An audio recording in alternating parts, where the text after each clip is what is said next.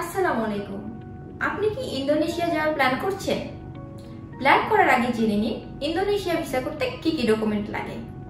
6 month valid passport, new 2 copy picture, size 35x45 with white background এবং JPG ফাইলে থাকতে হবে। লাস্ট 6 মাসের ব্যাংক স্টেটমেন্ট এবং সলভেন্সি এবং সর্বনিম্ন লেনদেন থাকতে হবে 2 লাখ টাকা জনপ্রতি।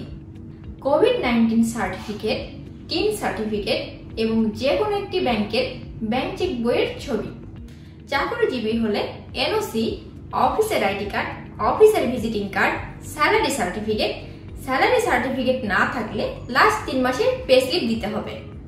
ব্যবসায়ী হলে আপডেট করা trade licence, visiting card 2 copy, business pack 2 copy দিতে হবে।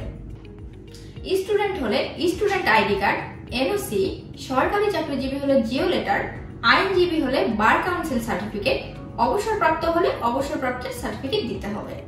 ভিসা সংক্রান্ত যে কোনো বাংলা ডকুমেন্ট অবশ্যই ইংরেজিতে নোটারাইজ করে দিতে হবে। আমরা প্রতিটি ধাপে আপনাকে সহায়তা নিশ্চিত করি যেন আপনার আবেদনটি সফল এবং নিখুঁতভাবে হয়। ধন্যবাদ।